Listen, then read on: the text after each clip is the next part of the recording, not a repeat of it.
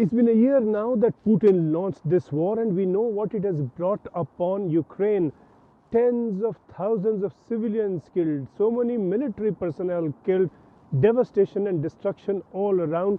But what has it brought Putin? For a start, one military reversal after another.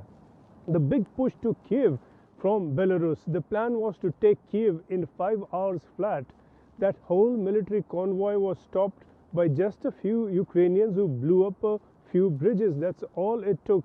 That convoy that stretched 35 miles got stuck for all of a month until they had to turn around and retreat, taking losses along the way. Russians occupied Kharkiv, thrown out of there in September. Then Kherson followed, and the Russians were surrounded on 3 sides by Ukrainian troops with only the river behind them.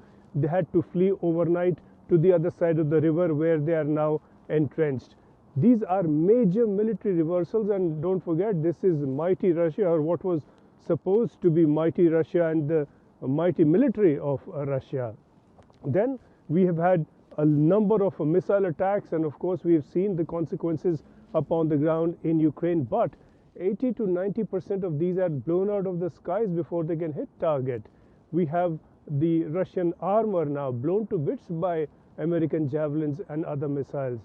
The entire hardware of Russia, the supposed technological skills and know-how and products of the Russian military have proved to be fragile, and which means that this will not just damage Russia's reputation, it will damage Russia's market in days and years to follow. Who's going to buy all this stuff now?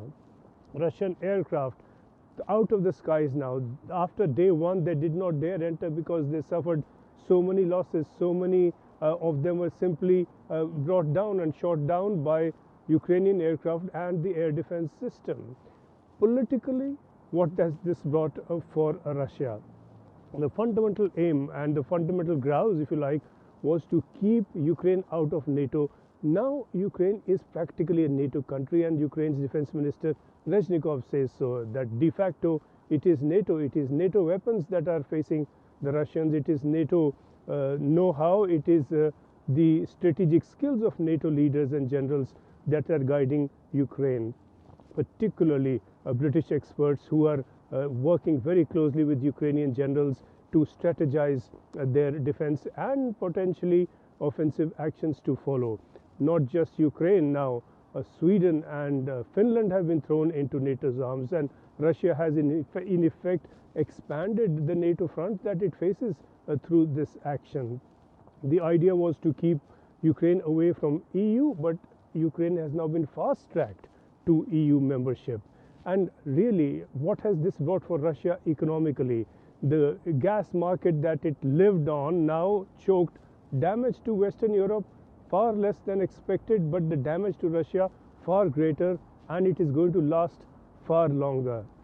Russia is really down on its knees militarily and economically. Even in the Donbas region, it is now struggling to advance and has suffered some reversals there as well. It has failed to take Bakhmut after 6 months of attempts to take it, and throwing tens of thousands of people into the battle with a very high number of losses. This is turning out to be, for Russia, for Putin, one of the most tragic self-goals in history.